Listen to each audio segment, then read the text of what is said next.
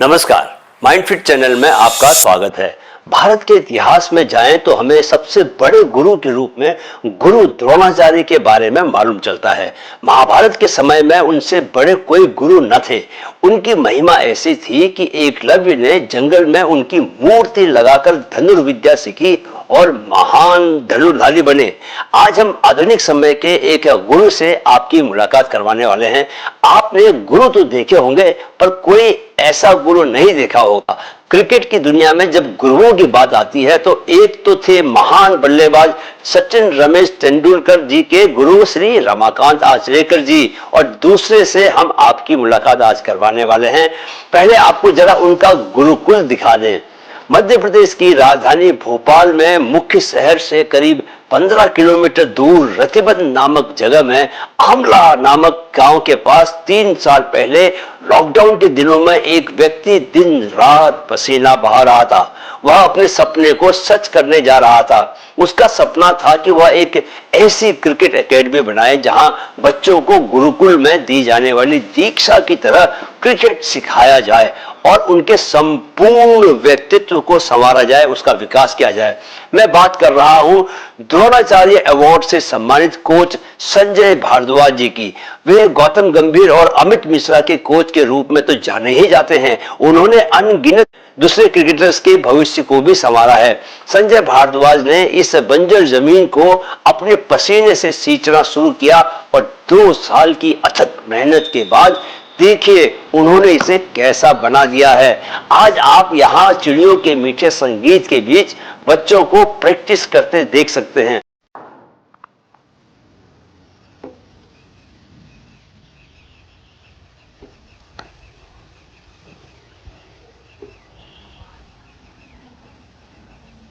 देखिए अभी सुबह का 8 बजा है और पिछले 2 घंटे से यहाँ देश के लिए नाम कमाने का अरमान लेकर देश के अलग अलग हिस्सों से आए होनहार बच्चे फिजिकल ट्रेनिंग कर रहे हैं। वे सुबह 6 बजे के उठे हुए हैं और ग्राउंड में आने से पहले 1 घंटे का ध्यान यानी मेडिटेशन पहले ही कर चुके हैं। खुद एक बहुत आध्यात्मिक व्यक्ति होने और भगवत गीता के उपदेशों को अपने आचरण में उतारने की कोशिश करने वाले संजय भारद्वाज ने ध्यान और प्राणायाम को इन बच्चों के लिए अनिवार्य बनाया हुआ है। यही नहीं, इन बच्चों को अपने पास मोबाइल रखने की अनुमति भी नहीं है। उन्हें रोज शाम को ट्रेनिंग के बाद सिर्फ 2 ही घंटों के लिए मोबाइल मिलता है, जो 10 बजे से पहले ही उन्हें जमा करना पड़ता है। भारद्वाज जी बच्चों के जागने से पहले ही सुबह ब्रह्म मुहूर्त में उठ जाते हैं और बच्चों के साथ साथ ही ग्राउंड में दिखाई देते हैं। सुनिए वे किस तरह बच्चों का हौसला बढ़ा रहे हैं।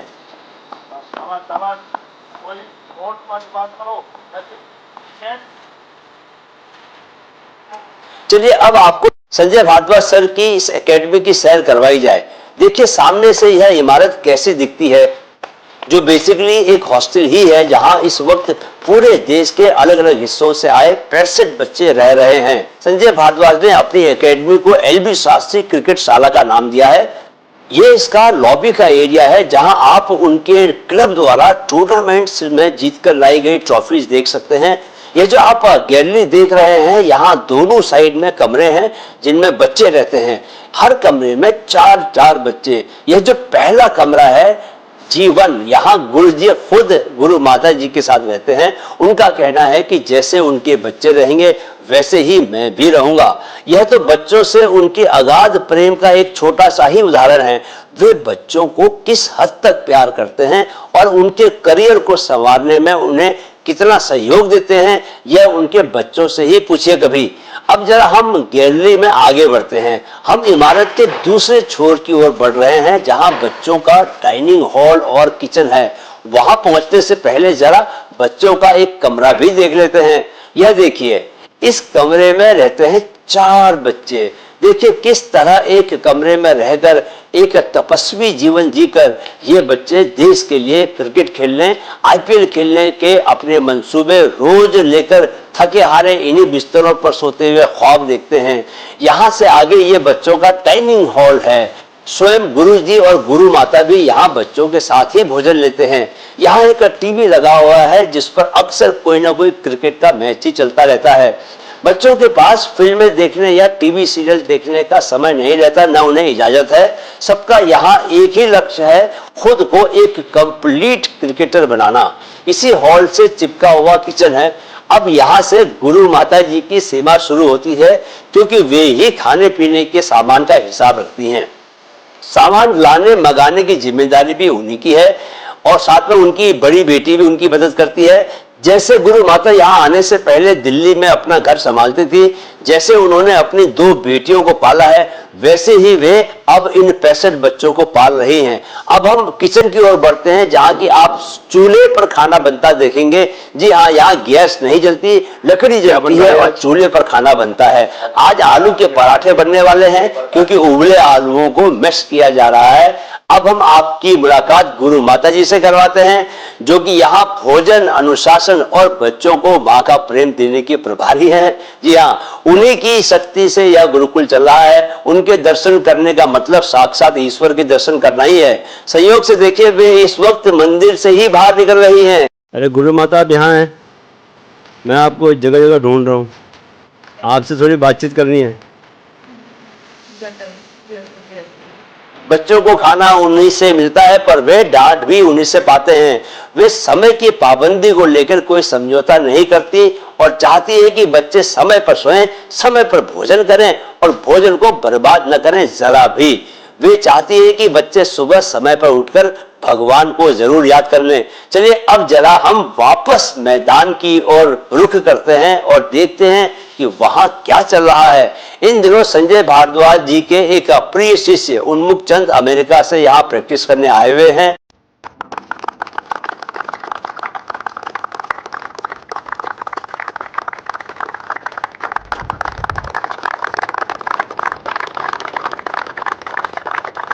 वे अभी गुरुकुल के बच्चों के साथ ही मैदान में हैं। कल हमने उन्हें देर रात तक इंडोर नेट में प्रैक्टिस करते देखा था। यह बारिश के वक्त बच्चों का समय नहीं बर्बाद हो और जरूरत पड़ने पर वे रात में भी प्रैक्टिस कर सकें, इसके लिए इंडोर नेट्स की व्यवस्था भी की गई है। देखिए, उन्मुख चंद अभी इंड्योरेंस बढ़ाने वाले स्प्रिंट्स लगा रहे हैं। चलिए देखते हैं कौन सबसे आगे आता है। सबसे आगे उन्मुख चंद ही आए हैं, तो उनसे पूछते हैं उन्हें यहाँ का एनवायरनमेंट कैसा लग रहा है। देखिए, बहुत ही अच्छा एनवायरनमेंट है। फर्स्ट ऑफ ऑल, क्योंकि आप शहर से दूर हो और आप पूरे दिन क्रिकेट खेलते हो। मैं अमेरिका से आया हूँ, यहाँ कुछ और करने को नहीं है, कोई डिस्ट्रैक्शन नहीं है। देखिए, ग्राउंड के साथ ही 3 मटकों में पीने का पानी रखा हुआ है। जी हाँ, यहाँ बिस्लरी वाला पानी नहीं, बच्चों को मटकों का पानी मिलता है। इस गुरुकुल के बारे में स्वयं संजय भारद्वाज जी से बात करने से पहले जरा हम उनके एक शिष्य से, एक होनहार शिष्य से बात करते हैं। वे इस गुरुकुल के बारे में क्या सोचते हैं, उन्हें कैसे अनुभव हुए हैं।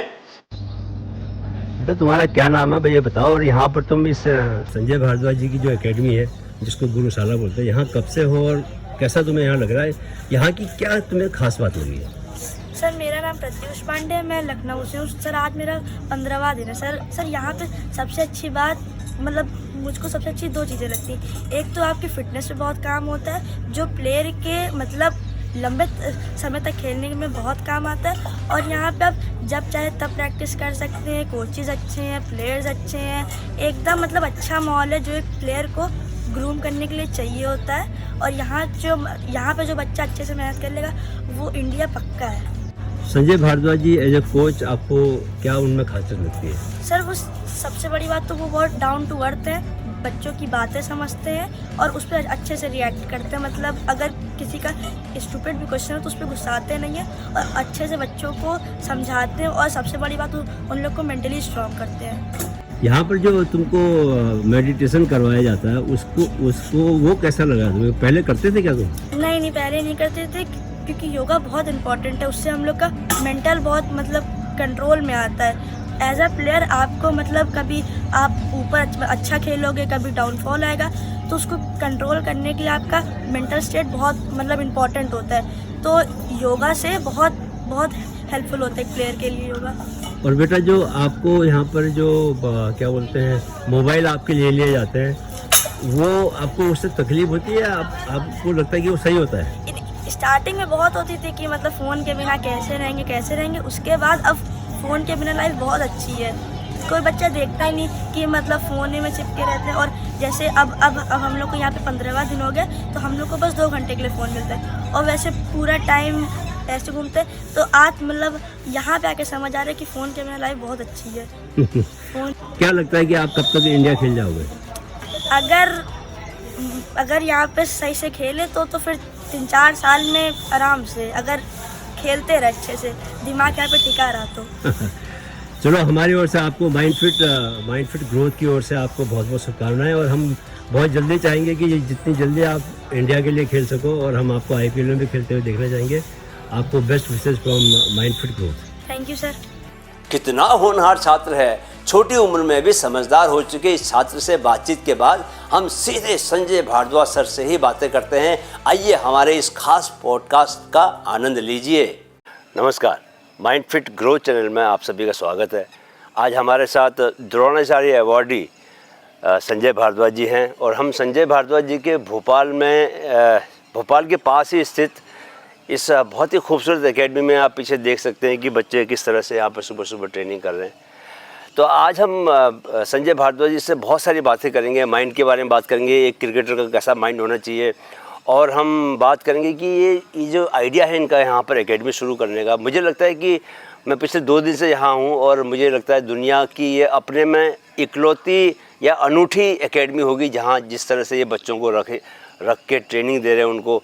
ये एक बहुत बड़ा प्रयोग है। अगर ये सक्सेसफुल रहता है, जो कि रहेगा ही मुझे लगता है, तो आने वाले दिनों में आप देखेंगे कि बहुत सारे इंटरनेशनल क्रिकेटर्स इनकी इस एकेडमी से बाहर निकलेंगे। संजय भारद्वाज जी, पहले तो थोड़ा सा आप ज़रा अपने एक ब्रीफ बहुत कम शब्दों में अपनी यात्रा के बारे में बताएं, और कौन कौन से बच्चे, कौन कौन से क्रिकेटर आपके ट्रेन किए हुए आज IPL में और इंटरनेशनल खेल चुके हैं, इसके बारे में हमारे ऑडियंस को बताइए ज़रा।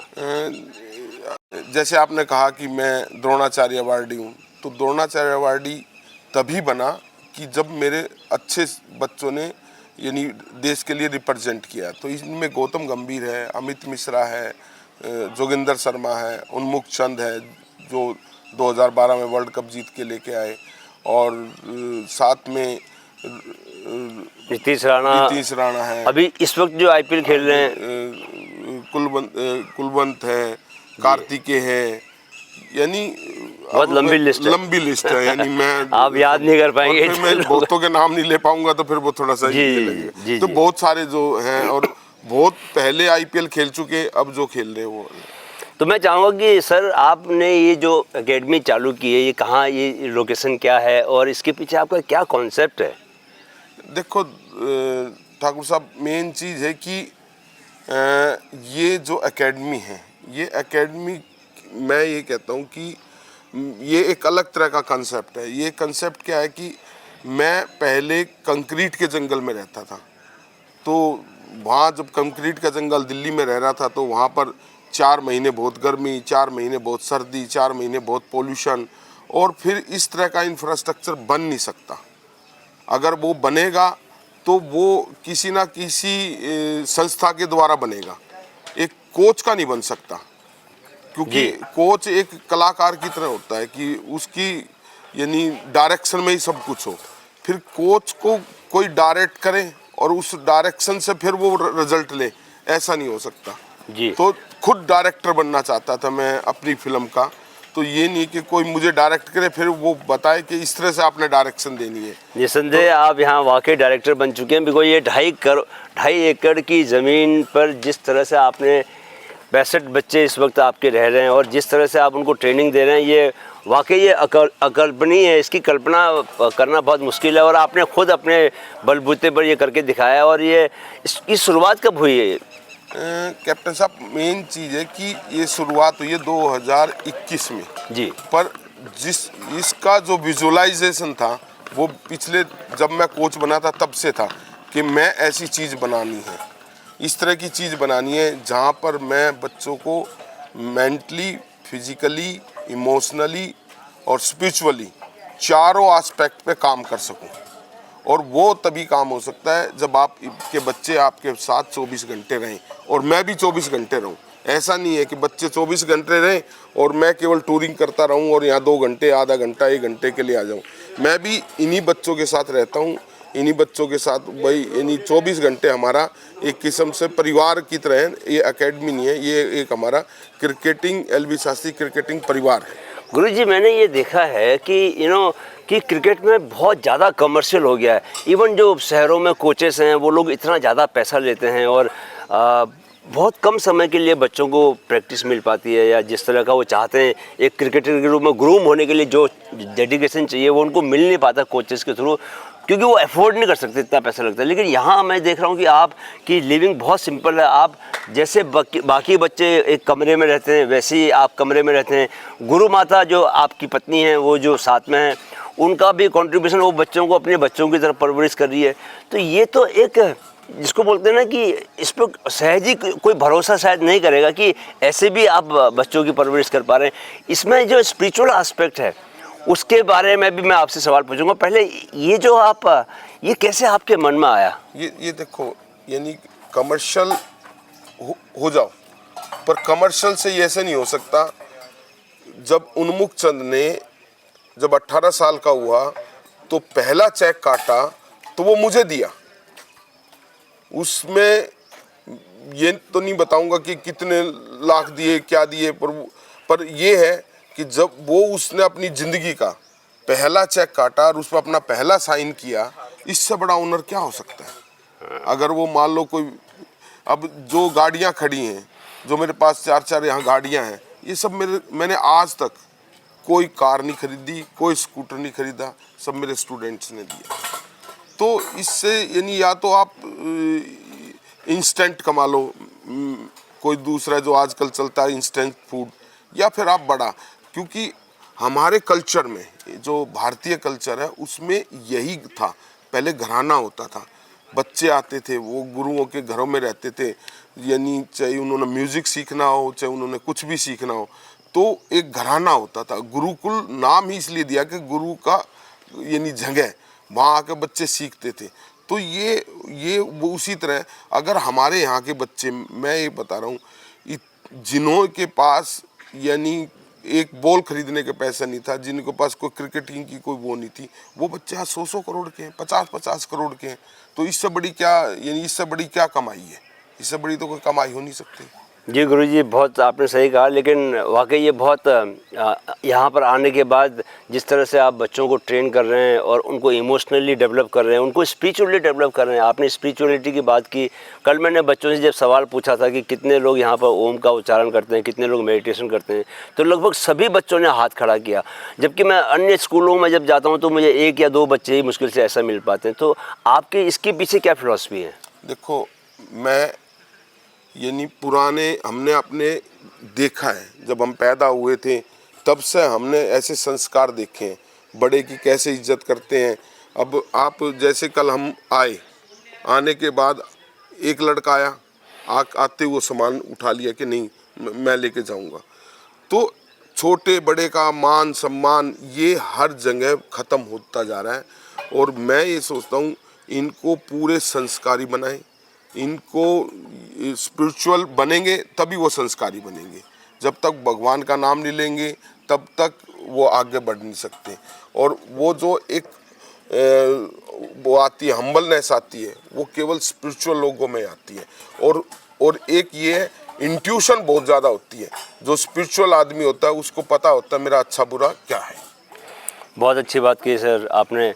और मैं आपसे अब थोड़ा सा क्रिकेट की ओर आते हैं। तो जो बच्चों को आप क्रिकेट की ट्रेनिंग देते हैं, आप इतने सालों का आपका अनुभव है, आपने इतने बड़े बड़े खिलाड़ी पैदा किए हैं, तो जो 11, 12, 13 साल के, 14 साल के जो बच्चे आते हैं, तो आपकी क्या कोशिश रहती है कि क्या आप उनको किस तरह से ट्रेनिंग देना शुरू करते हैं? उनसे ये है कि पहले उनके बेसिक्स ठीक करते हैं, जो भी है बेसिक्स। उसके बाद क्या है कि आजकल बच्चों को जस्ट एक ये बना हुआ है कि बस आए और एक नेट्स किया और नेट्स करके अपने घर चले गए। हम यहाँ पर जो नेट्स पे उतना तवज्जो नहीं देते हैं, हम मैच ज़्यादा कराते हैं जी। जो मैच टेम्परामेंट है, अगर आप अब आप मिलिट्री से आए हैं तो उसके बाद आप ये देखिए कि मिलिट्री की कितनी ट्रेनिंग होती है, लड़ाई होती है, वो होते हैं। अगर मान लो उनको जस्ट बिना ट्रेनिंग के और उनको कह दे भी आपको युद्ध में जाना, नहीं जा सकते। तो हमारा भी एक किस्म से युद्ध है, जब तो उस युद्ध की हम शुरू से तैयारी करके रखते हैं। और बच्चों को वो तैयारी बाकी जगह मिलती नहीं है, क्योंकि ग्राउंड्स महंगे होते हैं, फिर उन बच्चों के पास टाइम नहीं होता है। पर यहाँ ये है कि इनके पास पूरा टाइम है। इन बच्चों का ये सौभाग्य है कि ये ऐसे माँ बाप के यहाँ पैदा हुए हैं जिन माँ बापों ने इनकी इच्छाओं को पूरा करने के लिए अपना सब कुछ, यानी अपना प्यार, अपना पैसा, अपना सब कुछ इन बच्चों पर लगाते हैं। गुरुदेव देखिए, आप यहाँ जो बच्चे हैं उनको तो खैर आप ट्रेन करेंगे, उनको एक बड़ा क्रिकेटर बनाएंगे, कल को वो देश के लिए खेलेंगे, IPL खेलेंगे। लेकिन इस जगह से बाहर बहुत सारे क्रिकेटर हैं जो बनना चाहते हैं, क्रिकेटर बनना चाहते हैं, और उनके लिए क्रिकेट बहुत एक नशे की तरह है, लेकिन उनको कोई मार्गदर्शन नहीं मिलता। अगर इस चैनल के जरिए कुछ बेसिक बातें आप बता सकें, इस एकेडमी के बाहर जो लाखों करोड़ों बच्चे हैं जो बनना चाहते हैं क्रिकेटर, कि उनको किन बुनियादी बातों का ध्यान रखना चाहिए, उनको भी और उनके पेरेंट्स को भी। ठाकुर जी, मेन चीज़ है उनको अपनी क्रिकेट शुरू करनी चाहिए। लोग और पेरेंट्स को कभी भी उदास नहीं होना चाहिए, और बहुत जल्दी बच्चे का सिलेक्शन प्रोसेस से नहीं लेके जाना चाहिए। बच्चे को अच्छी क्रिकेट खिलानी है। अच्छा, अगर वो अच्छा खेलेगा तो कहीं भी नहीं रुक सकता। अगर मैं आज वैसे सुबह सोच रहा था कि इतने लोग रणजी ट्रॉफी खेलते हैं और सारे के सारे लोग ओपनिंग करते हैं। कुछ ही प्लेयर ऐसे हैं, यानी 30 टीम में कुछ ही प्लेयर ऐसे हैं जो मुश्किल से 1000 रन तक जाते हैं, जिसमें 2 या 3 लोग होते हैं जी। तो क्रिकेट कॉम्पिटिटिव है, पर उस कंपटीशन से लोग अच्छे से नहीं वो करते। अगर आप अच्छी परफॉर्मेंस दोगे, मैंने तो आज तक इतिहास में, क्रिकेटिंग इतिहास में देखा नहीं, जिस बच्चे ने अच्छी परफॉर्मेंस दी है, जिस बच्चे ने अच्छे विकेटें ली हैं, वो बच्चा तो रुका नहीं है। पर बच्चे क्या है कि वो चीज़ पे जाते नहीं है, वो दूसरे एस्पेक्ट पे जाते हैं। यहाँ सिलेक्शन सिस्टम अच्छा नहीं है, यहाँ दूसरा है, वो उन एस्पेक्ट पे जाते हैं जिस पे हमारा कंट्रोल नहीं है। बहुत सुंदर। अगर मान लो जिस तरह से ये पक्षी हैं, ये पक्षी हमारा कंट्रोल नहीं है कि चुप रहेंगे या क्या करेंगे।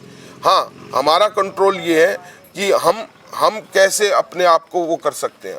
हम अपने कंट्रोल की बात करनी चाहिए।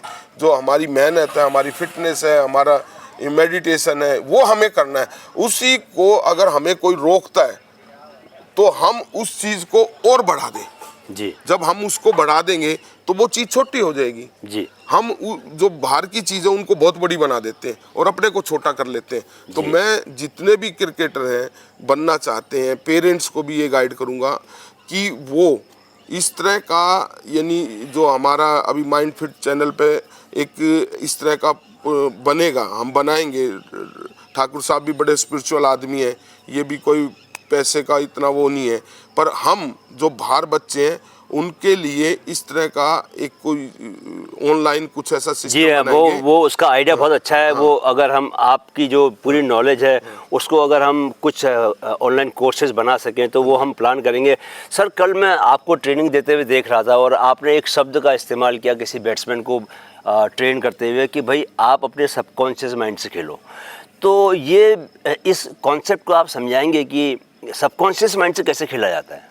सबकॉन्शियस माइंड से यानी हम क्या करते हैं, हम सारे जब जो भी अपना काम करते हैं क्रियात्मक रहते हैं जी, और क्रिया कॉन्शियस माइंड से करते हैं। हाँ, तो वो कॉन्शियस माइंड से करते हैं और वो कॉन्शियस माइंड 5-7 मैक्सिमम 10% तक यूज होता है जी। हम अपने कंपटीशन को भी कॉन्शियस माइंड से करते हैं जी। और वो जो हम सीखते हैं, जो आप और हमने कोई स्क्रिप्टेड कोई बात नहीं कर रहे, आप अपने मन से क्वेश्चन पूछ रहे हो, मैं अपने मन से क्वेश्चन का जवाब दे रहा हूँ जी। तो ये हमारे जो सबकॉन्शियस माइंड में चीजें हैं वही तो बाहर निकल के आ रही है जी। तो मेन चीज है हम अपनी क्रिकेट को जब तक अपने सबकॉन्शियस माइंड में से नहीं खेलेंगे। सबकॉन्शियस माइंड से कैसे खेलेंगे? जब हम विजुलाइज करेंगे जी। बॉल आई, हाथ से छूटी तो हमारी बॉडी चले, मोस्टली बच्चे थिंक एंड प्ले करते हैं, हाँ। सोचते और खेलते जी। हैं। मैं कहता हूँ सोचना और खेलना नहीं है, देखना और खेलना है। बहुत सुंदर। जैसे ही आपने बॉल दिखाई दी, बॉडी आपके अपने आप चल जाए, वो आपका सबकॉन्शियस माइंड चलाता है। आप रात को सोते हैं जी। तो आपको पता है सांस आप थोड़ी लेते हैं, जी, अपने जी। आप सांस चलती है, जी किडनी अपने आप काम करती है, हार्ट अपने आप काम कर रहा है। कितना कॉम्प्लेक्स है हार्ट का काम करना, सारा सबकॉन्शियस माइंड कंट्रोल कर रहा सारा सबकॉन्शियस माइंड करता है। है। जी तो हम इतनी बड़ी चीजों को सबकॉन्शियस माइंड से करते हैं, और ये जो अपना खेल है इसको हम कॉन्शियस माइंड से करते हैं। तो जी। यही तो यानी कॉन्फ्लिक्ट है, और ये बच्चों को समझ में नहीं आता। तो मैं ये कहता हूँ इस तरह की चीज़ें हमारे से जुड़ के हम इन चीज़ों को, जो आने वाले बच्चे हैं उनको ये चीज़ें बताएंगे। सर, जो बच्चों में थोड़ा सा क्या होता है कि कुछ एक्सपेक्ट करते हैं कि हम इस लेवल पर खेलेंगे, हम यहाँ अच्छा परफॉर्म करेंगे, फिर वो परफॉर्मेंस नहीं हो पाती, तो नेचुरली बच्चों को स्ट्रेस भी होता होगा, एंजाइटी भी होती होगी। तो उससे आप कैसे डील करवाते हैं, कैसे आपकी क्या स्ट्रेटेजी रहती है कि बच्चों को स्ट्रेस एंजाइटी ना हो? मेरा उन बच्चों से ये रहता है कि जहाँ आपने रन बनाए थे, जहाँ से आप एक स्टेज पे आए हो, तो मैं उनको रिवर्स बैक लेके जाता हूँ। उस टाइम पे तुम क्या थे, जी उस टाइम पे तुमने क्या किया था, अपने आप को विजुलाइज करो तुम क्या थे। जब वो अपने आप को पहचान जाएंगे कि हम हैं। और आज का बच्चा क्या है, मैं ये कहता हूँ कि ये बोले I am the best, I am the best, I am the best, I am the best. जब आदमी अपने आप को आई एम द बेस्ट बोलेगा तो उसको बेस्ट काम करना ही पड़ेगा। अगर वो सोचेगा यार मेरे से नहीं होगा, मेरे से नहीं होगा, मेरे में कम, तो फिर वो नहीं होगा। और ये जो हमारी जो एनर्जी है, वो एनर्जी हमें वही चीज़ देती है जो हमें चाहिए। क्या बात है सर, ये जो आई एम द बेस्ट वाला जो कॉन्सेप्ट है ये बहुत ही बहुत इफेक्टिव है। और मैंने ये देखा है कि जो मन से रोज सुबह सुबह दोहराए कि यार I am the best, I am the best, तो ऑटोमेटिकली वो बेस्ट प्लेयर बन भी जाता है। तो सर ये बताइए कि इस पूरे जो आपका 3 साल से ये गुरुशाला चल रही है, इसमें भाभी जी की भी बहुत उसमें योगदान है, और जिस तरह से वो आपसे मुझे ज़्यादा काम करते हैं वो दिखाई देती हैं। तो आपको कितने अपने करीबी लोगों से इसमें सहयोग मिला है और किन किन लोगों से सहयोग मिला है? ये कुछ लोगों को कोविड से नुकसान हुआ, पर मुझे इस कोविड से फ़ायदा हुआ। जी। जो मेरी बड़ी बेटी है, जो हमारा दामाद है, उनका वर्क फ्रॉम होम हो गया। जी। तो उनको दिल्ली में कोविड हो गया था, तो फिर मैंने कहा तुम रिकवरी के लिए यहाँ रेंट पे मकान ले लो, और यानी वर्क फ्रॉम होम तो है, तो तुम यहाँ रह सकते हो। जी। तो बेटी ने अपनी जॉब छोड़ के वो यहाँ आ गई, और उनका दामाद का वर्क फ्रॉम होम था ही, तो उनको कोई जॉब नहीं छोड़नी पड़ी।